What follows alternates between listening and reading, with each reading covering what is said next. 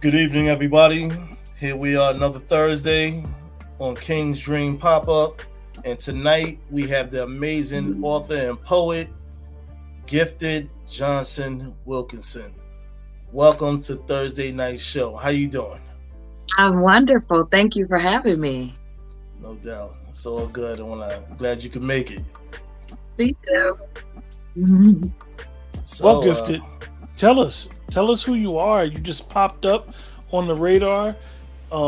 Give us an introduction. Where you from? I know you said you was from Cincinnati, Ohio, but tell us who's Gifted Johnson. All right. I am gifted. Gifted by the one that allows me to take pen to paper to form the words that trickle down my tongue, past your ears, and into this very mic. Gifted by the one that allows me to use this tongue for good, not for ill. I am gifted. That's who I be. I am gifted, y'all, all the way from Cincinnati, Ohio. I have been writing poetry for as long as I can remember. Ever since I was a young girl, I used poetry as my escape to write my feelings out, to just get them out, whatever I was feeling at the time. Believe it or not, I was shy. And so this allowed me to speak. Writing it down was my voice. That was kind of my voice. And then in my early 30s is when I discovered the stage and poetry and spoken word on the stage. And I fell in love. And I've been doing it ever since. Right here in Cincinnati, and actually, as of 2021, I started traveling all over Atlanta, Charlotte, Greenville, you name it, Nashville. So I'm doing my poetry, and there's nothing like being able to use words to express emotions and to evoke something in others that may make them move. When did you realize the power of your words? Oh, wow. I don't really remember the year, but I did a piece called Bad Seed. It is a well-known piece that I did with a group. I wrote it and did it for a group called the Coochie Chronicles. And that was a traveling stage play.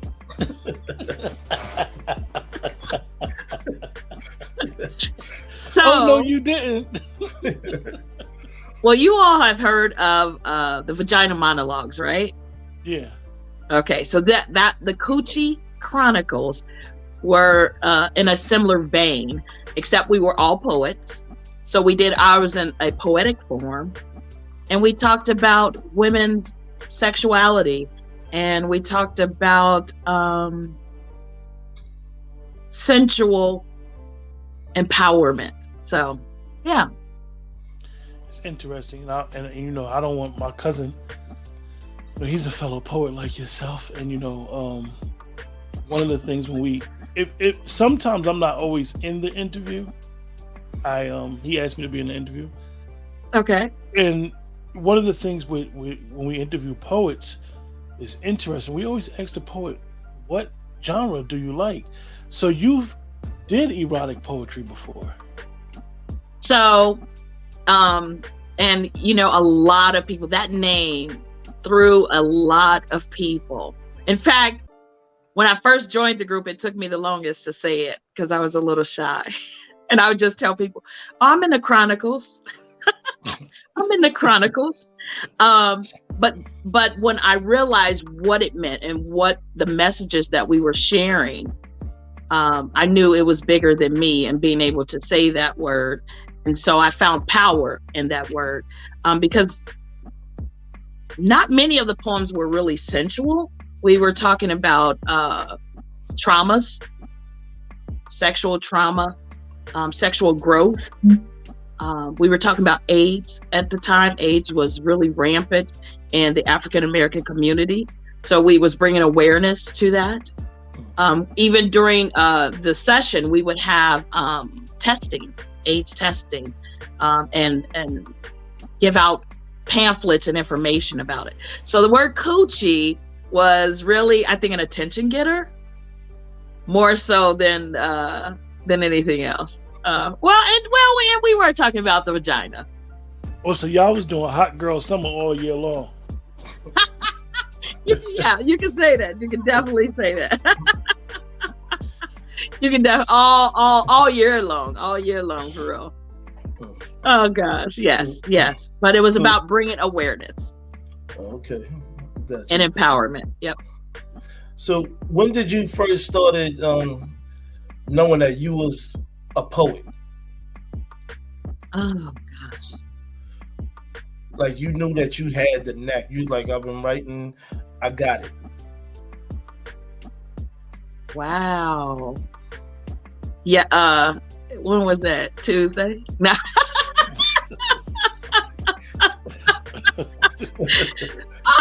I don't know if I ever feel like I got it.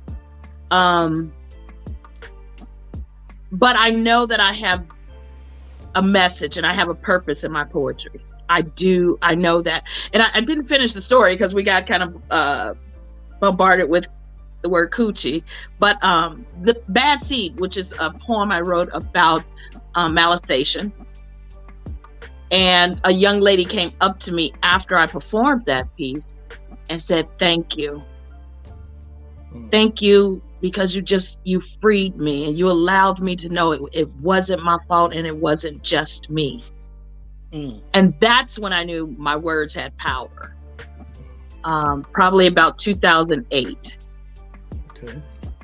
And once I realized that, I began to hone in on those types of messaging.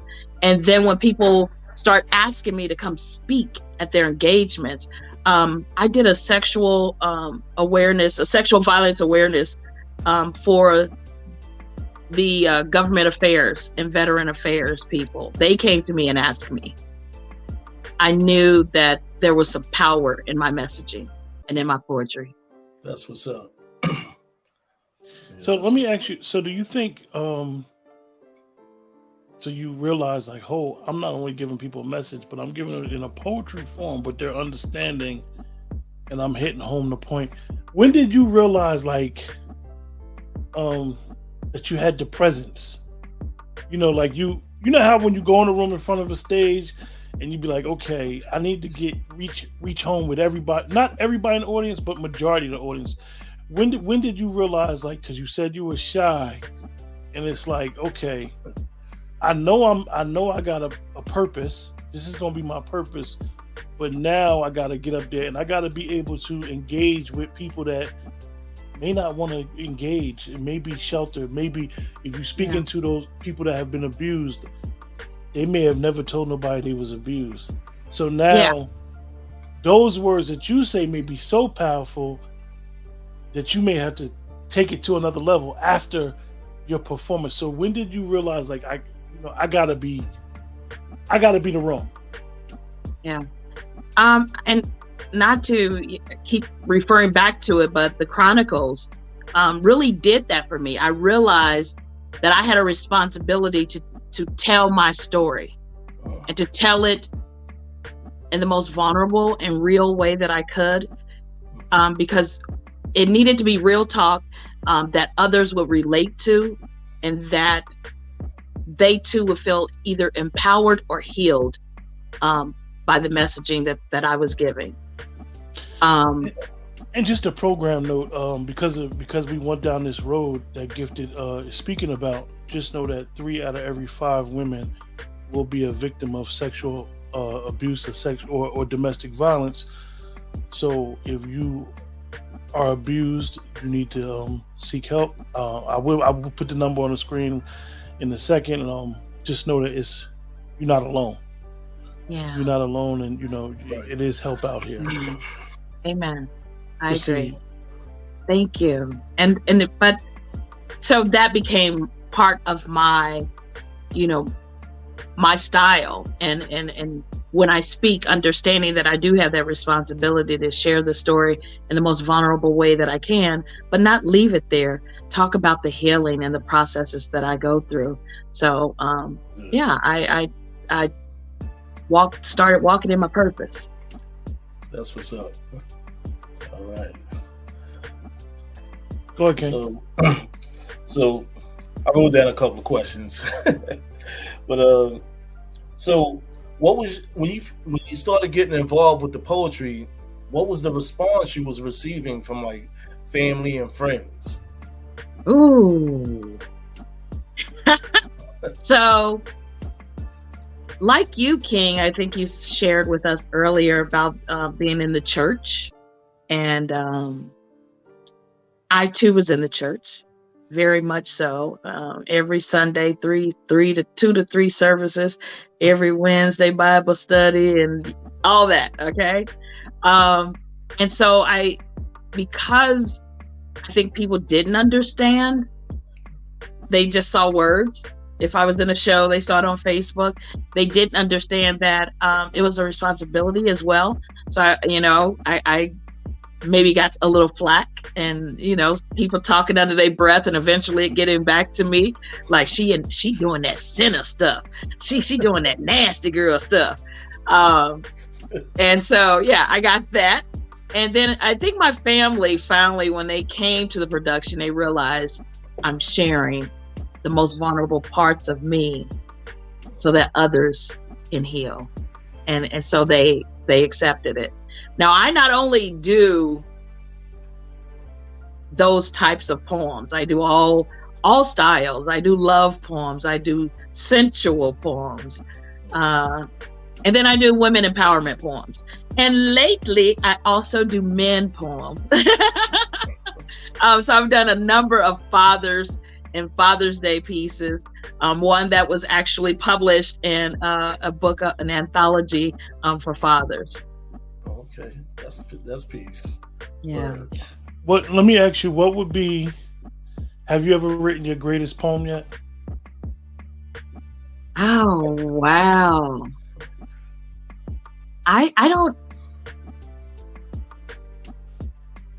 No, I don't think so. I mean, I've written some good poems. I've written some really good poems. I don't know if I've written my greatest poem. So I'm still working.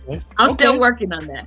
I'm gonna throw a couple names out there. This past Tuesday when King hosted the Poetry Corner, it was in honor of the last poets. I'm gonna throw a couple names out there, and I want to tell me what you think of these people. Maya Angelou. I love her. I love her work. I love her tenacity. I love everything about her. I've often been compared to Maya Angelou, and I'm humbled by that. I'm absolutely humbled. Sometimes I shy away from it, but it's been said often enough now that I accept it when someone says it, but I'm still very much humbled.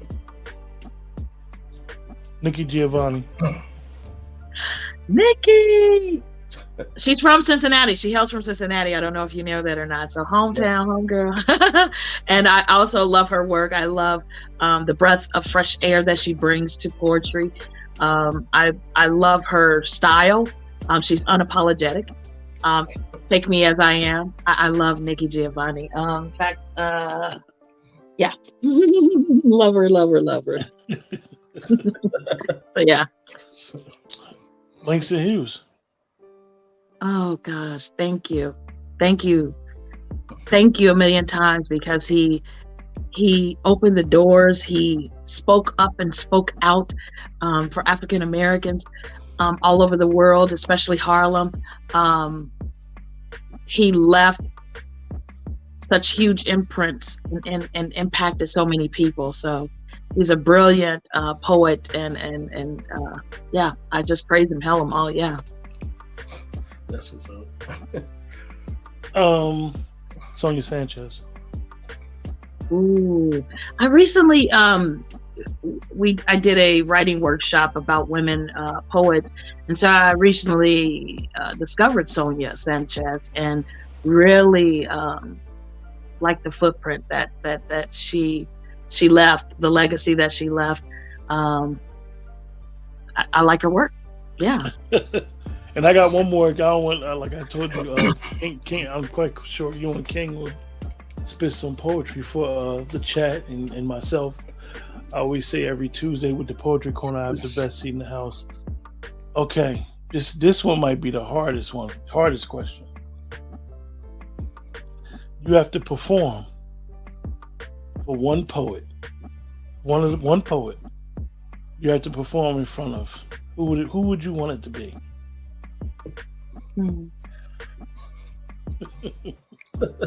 It's Maya Angelou. I mean, she's no longer with us, but yeah, Maya Angelou. Yeah, definitely. I would be honored to have her hear my work, to share my work with her, to compare stories, compare what lines mean. Why did I say it in this manner? What did I mean by this? What did you mean by that? Is it the strut in our walk? Phenomenal woman, what made you write that? So yes, oh my God. I'm gonna ask you, and King, you got to cut me off because I'll sit here and have Gifted. I'm trying to get everything from her, but Gifted, let me ask you, as an artist, do you believe as an artist that your name is Gifted, that you've been given a gift? I absolutely do, and I don't mean that in a boasting about myself. I think the gift is my words, and the ability to convey those words to other in a way that's palatable.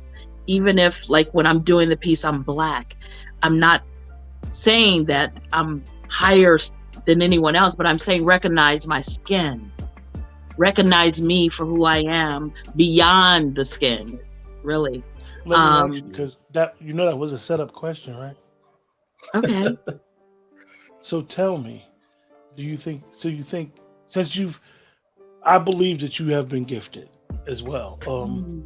Do you think you have a responsibility to humanity? Yes. Yes, I do.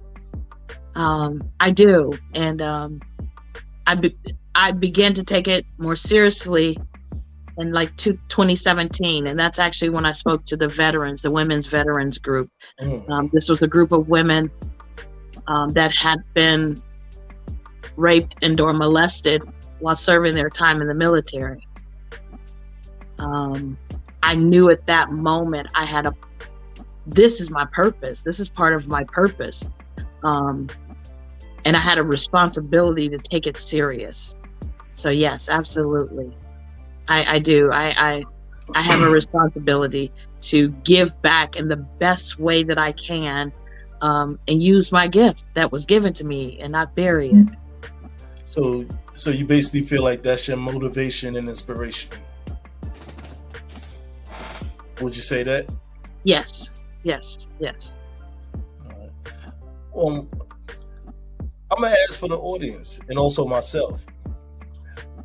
How would you describe your pattern of writing? Like, what's your process without giving out your secrets? Oh gosh. So, it varies. I will say that there's some people say, "Oh, I do it this way every time. I start at the beginning or I start at the bottom."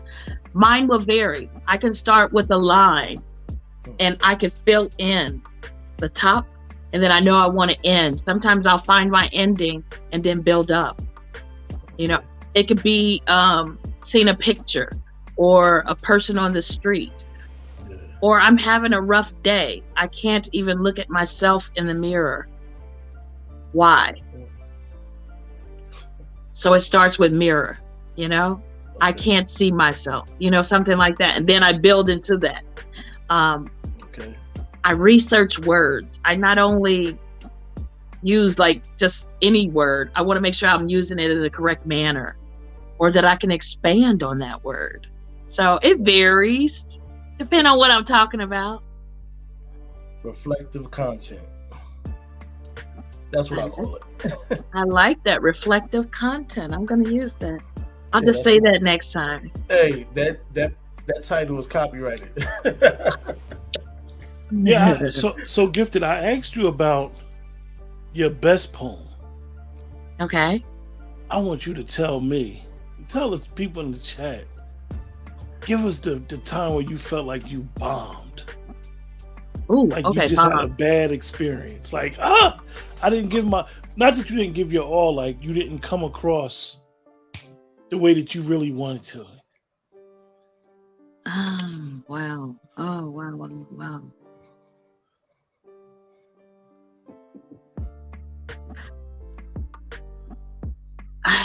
I recently did a poem at the Freedom Center. And I don't know if you all know about the National Underground Railroad here. We refer to it as the Freedom Center. And I really wanted to be powerful, and I wanted my words to just resonate with the audience, which was a group of young people and police officers. But I don't know if it did. The poem was called I'm Listening. And I couldn't see, so I didn't have the piece memorized, and that's what I get, because normally I memorize my piece. This virtual world has spoiled me because I didn't memorize the piece. And the light, they had a spotlight back here, and then the light above completely went out.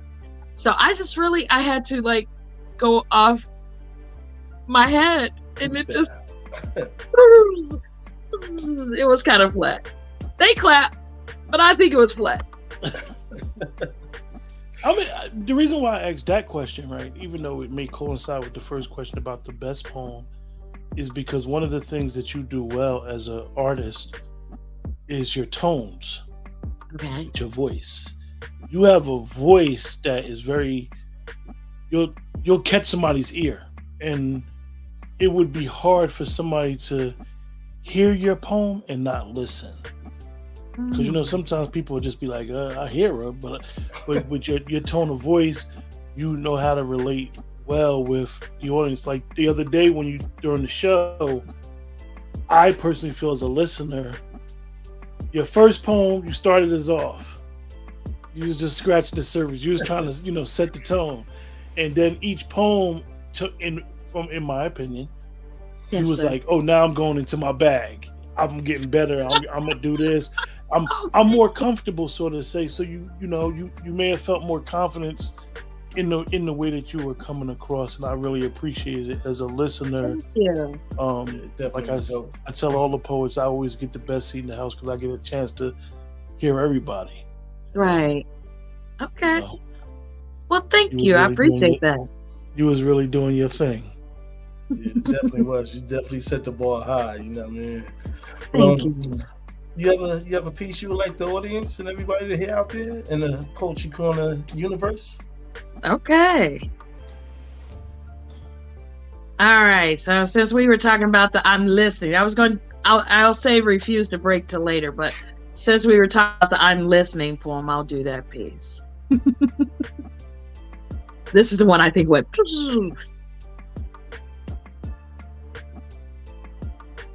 Even when the stars perfectly align, it's up to you to shine. If you can see me, if you can hear me, give attention to the sound, not the sight of our surround. Unhide hidden agendas to unfold connections that bar clear understanding of our beings. The shine. Shine is that little boy searching for his manhood in the unnamed streets, laboring forbearance of his dreams, slave to the game, hoping someone will just loosen the chains. Shine. Shine is that young girl seeking acceptance from all the wrong words when the right words aren't being said, alienated social tames needing someone to just walk her through the flames. This land is your land. This land is our land. community surveilled are your beats. Surveilled every beat. The beat of our heart is raising them from the maps and seeing their beauty wedged in between the cracks. Start a conversation. Man of stripes, heat, blue, bull, fools, the man. Just because they wear the blue doesn't mean that the block. The fact, the human, isn't in them too. Your story is their story. Their story is your story. Tides that bind us all. Shining, waning behind the clouds. Smoke is going to come, chasing the trail. Task at us to protect and serve. Every beat of heart in this community is our unity. Every beat that you walk is the heart of this community. Every beat that you share, we share too. So even when the stars are perfectly aligned, it's up to you to shine. See us, see our shine, see their shine. Start a conversation and know I'm listening. One of fantastic. Deep dope piece. One of the things that I want to segue into is your authorship. Yes, sir. King is a author 19 times over. I know. How many? Where we at with you, Gifted, with the amount of books that you've written? We're at 2 that are published and available for purchase, and then I'm working on my 3rd book. The poems are finished, but I'm reviewing them. I'm editing and adding and subtracting. So that's due to be out pretty soon here. That's what's up. Tell us about the first book. Your process. The process is always the most trying, Yeah. and the most rewarding. And Yeah. sometimes it's more better than the goal. So So true. tell us about the process of okay, I'm ready to write a book. I'm ready to be a published author. Tell us that. Tell us where you was at. How was the feeling? Those depressing days. So it's so funny that you asked me that, because the first book is now the 3rd book. Oh. The very first book that I began to work on, which is called Ripples, Okay. has not been published. And so what happened was, it was taking me so long to get through the process, because the book Ripples is a book about the journey of me, the journey of my traumas and the triumphs and the victory and the healing. Right. So it's a harder process. So what I did was I put it down and I came up with my 30. Okay. And this was my first book, my 30. And the reason why is because the poems were already there. I had written them for National Poetry Month. You know how they do the challenges on Facebook? Mm-hmm. Yeah. Well, these were all the poems, my 30 poems for the month of April. Oh, okay. So I just took all of those poems as a collection of poems from National Poetry Month. Yeah, And I just that's what's up. put them, I put them in the first the Word document, and then I made that a manuscript and PDF, and then I uploaded that to Amazon. So let me ask you. Oh, now you uploaded to Amazon. You saw your name in the bright. You saw your name in the bright lights of Amazon. Tell us about that. So, I have spoken to so many different publishers, publishing companies, self-publishing websites, and I have found, just me personally, that Amazon was the easiest at the time for me to be able to produce my works and make them available to the mass. I know there is a cost to that, but it wasn't an upfront cost that I had to pay like with other services. So it made it a lot easier, the process for me at that time. It made it a lot easier for me to get my works out. Let me ask you, Gifted, where do you think has poetry changed your life? It has. It has made me stronger. Because I never spoke about the traumas or incidents or my childhood.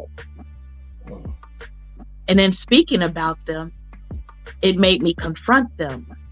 And it made me want to be better, do better, and share that journey with others. It made me a better protector of my daughter.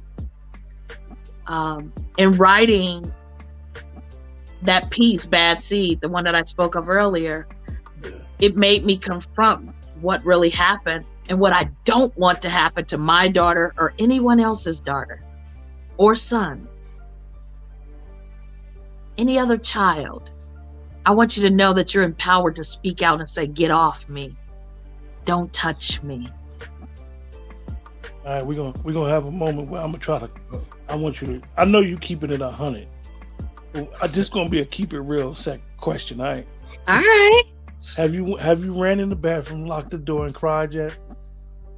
Out of just appreciation.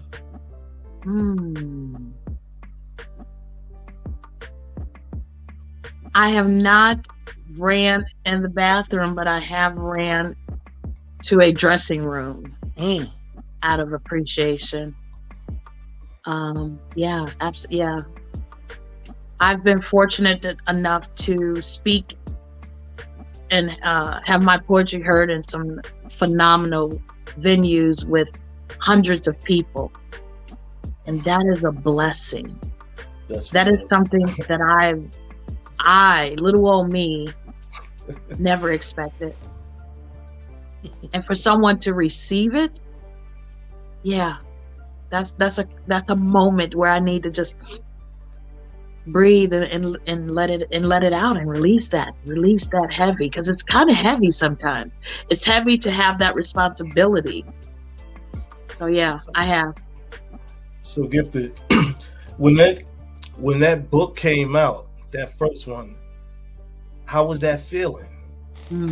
Jump for joy? You're just like, yo, I made it. Like, yo, I can do it. I can do it. I did it. Like it honestly, my 30 proved to me that I can do it. I can do this. Yeah. And that's what it did. It really it paved the way for me to continue writing and continue knowing that I can and I am an author. That's what's up. Remember, everybody in the chat, if you don't mind, to hit the like button and subscribe to the channel. Let me ask you another question. We always ask poets this one question. Does life imitate art, or art imitate life? I think both. I think it can be both. At times, art definitely mirrors and can reflect life. But I think there are times that life takes a bit and a beat from art, all kinds of art, images, words, performances. So I think it can vary. Yeah. That's what's up. Where's this ride going, Gifted? Where's this ride you on going? Like you spoke about it. It's opened up so many doors, and being honored to speak among certain people. Do you know where the ride is going? Wow. I don't. I am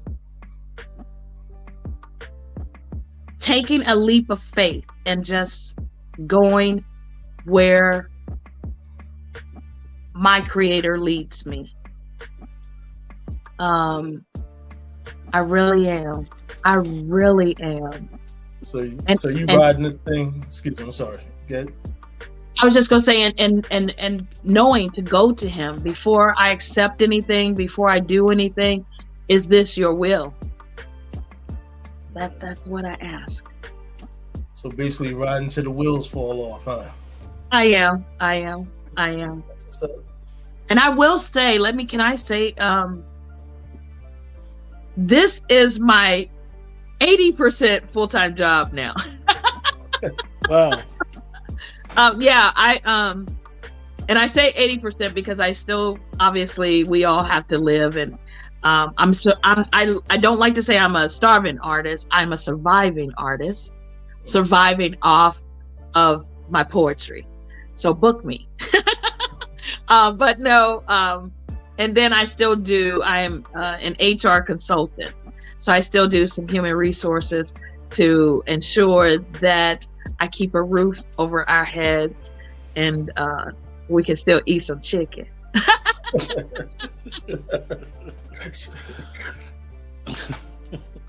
That's what's up. Well, King. Well, you have another poem for us? I do. Now, do you want sensual or woman empowerment or the father? It's whatever you choose to allow us to listen to. Yeah. Okay. All right. This is I Refuse to Break. I'm not the strongest crayon in the box, but I refuse to break. Dark clouds loom as if to follow my light, pressure pushing me over onto my knees. I need you, but you can't guide my night. I just want to be held. As much as you want to fix it, make it go away, lift the heavy. You can't breathe for me. Throw me the rope. I'll try to hang on, yet my arms are flailing helplessly. One slip, two. Last chance to grip that that must come through.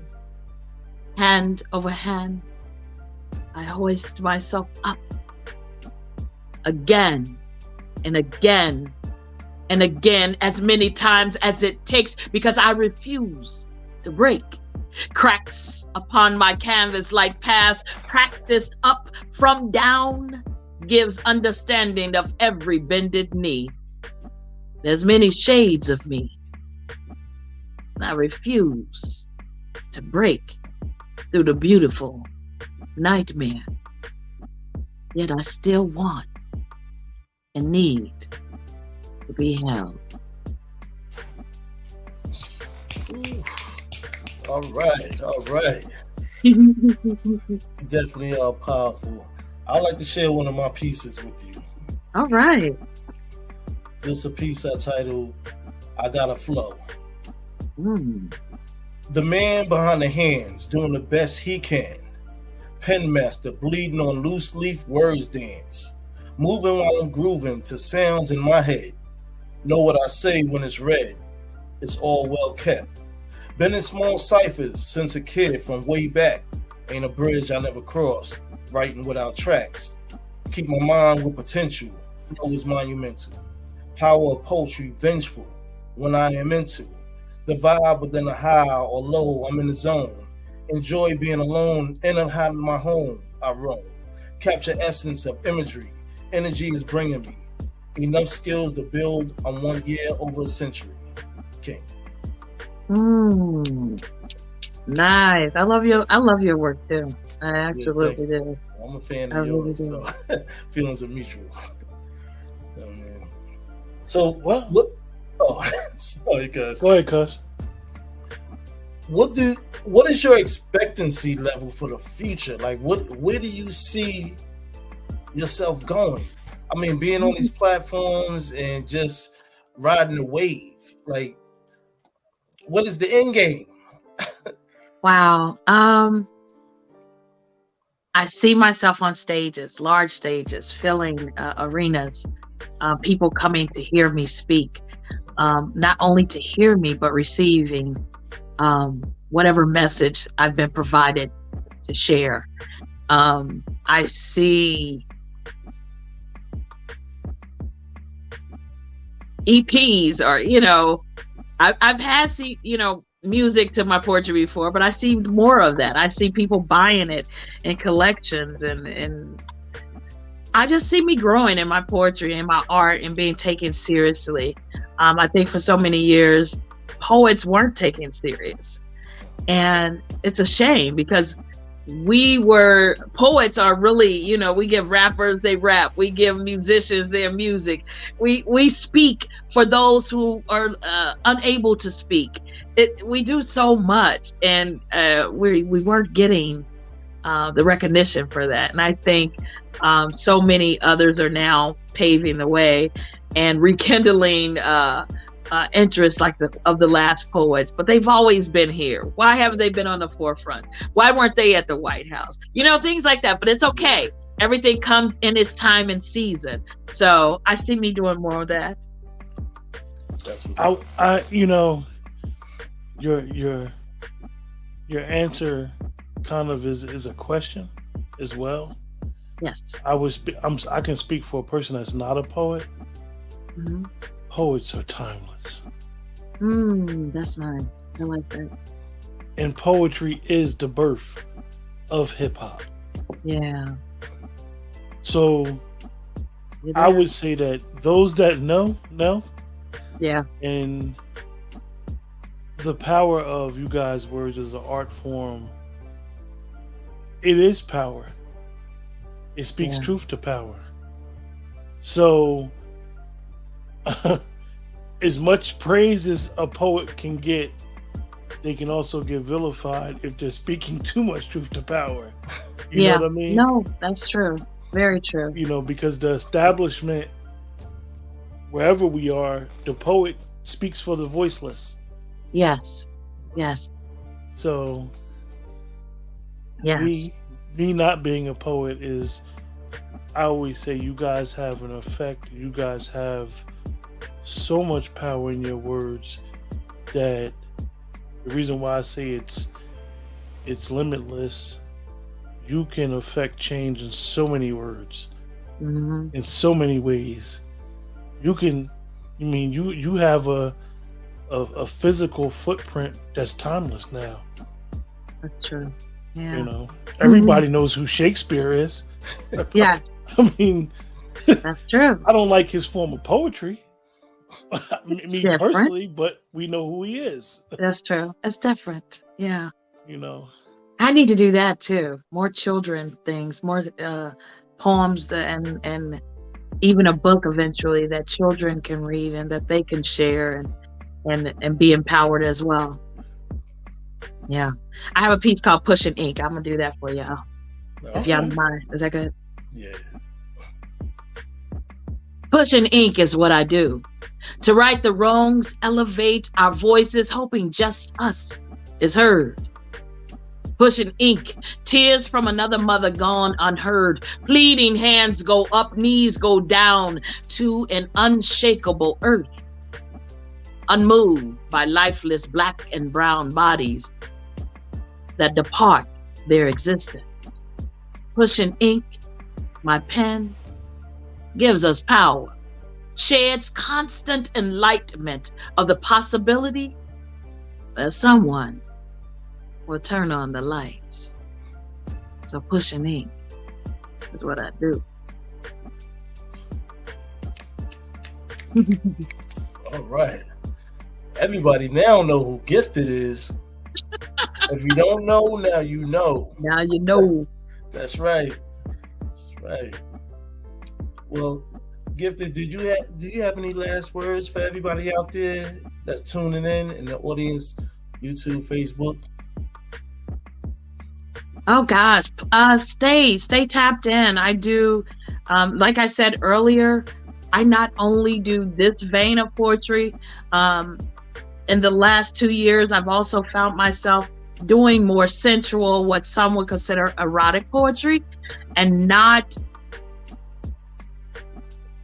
because, I want to be nasty, as they say, but because I want women to be comfortable knowing their bodies and being comfortable in their sexuality and being able to tell their partners what they want. So I've done, some sensual, like Sticky Situations is a collaboration with myself and Mr. Witz. We travel and have done this live as well as virtual. So I do all veins of poetry, not only to help myself, but to help others. And not only to help women, but to help men as well, to know what their woman wants and how to give it to her. That's what's up. Well, look, we appreciate you coming on tonight and being part of our Thursday Spectacular. Greatly. And we'll be seeing you again on the Poetry Corner, I hope. I hope so too. I hope we have much more to do. I hope we have a sensual night. That would be nice. But I look forward. I am so appreciative of this platform. I'm so appreciative of you. So thank you so much for inviting me, and keep doing what you all are doing. We need more platforms like this to share our stories. Thank you very much. Appreciate you always on that. No worry, you'll be back towards the Poetry Corner. Don't worry about that. Spectacular. Likewise, what King said, we appreciate you coming and sharing your art, sharing your gift with us on Tuesday as well as tonight, and we will make a night for you for your sensual night. We'll think of something, and I'm quite sure King's mind as well as myself. Now you got our minds rolling, because we always thinking of something. We like mad scientists. We're trying to put good content together, and I forgot to ask you this one last question. Tell us all, and myself and your audience that's with us in the chat, as well as people, because a lot of people watch on the rebroadcast. You host a couple shows as well. Oh, I do. Tell us where we can find your shows. So I host shows on Instagram, IG. I do live IG every Monday for the Ain't Right Tribe. I've also been a co-host for On the Grill, again on Instagram with Blood Brother Mike. I have conversations with Gifted, which is also on live IG. The conversations with Gifted are monthly. Ain't Right Tribe is every Monday, and On the Grill varies from Monday, Wednesday, and Friday. You can find me on those platforms. And then we do virtual Spoken Word Soul. And Spoken Word Soul's homepage is on Facebook. So Spoken Word Soul, all one word. We still are a collective that put shows on here in the Cincinnati area. Once the pandemic hit, then we went virtual. And so we do those through Zoom. Well, appreciate you, Gifted. Glad you, like I said earlier, glad you allowed us the opportunity to hear you and to celebrate you and give you your flowers and realize that don't ever doubt your work, because it is touching someone. Thank you. You know what I mean? You definitely caught King and myself's ear, and we really wanted to have you on tonight, and such short notice, and you were like, yes, no problem. We appreciate that. And like I said, this probably will not be the first or the last time definitely won't be the last time that you've came on, and we appreciate you and honor you. Thank you, Miss Betty. And thank you, gentlemen. Thank you, Miss Betty, and all who are watching. Kendra, Athera, Witz, thank you. With that, everybody in the chat, appreciate you guys for joining the discussion tonight. One thing about the chat, and you guys may not realize it, is that when you're doing shows, the chat being there saying good words of encouragement, it helps the conversation, it helps the interviewer, and it helps the person that's doing the interview. And it gives people ease, and it gives people a sense of comfortability that sometimes they may not have when they go on platforms that they never been on. So a lot of you guys, I appreciate you. And thanks for joining us, and have a blessed night. Have a blessed night, everyone. Good night, y'all.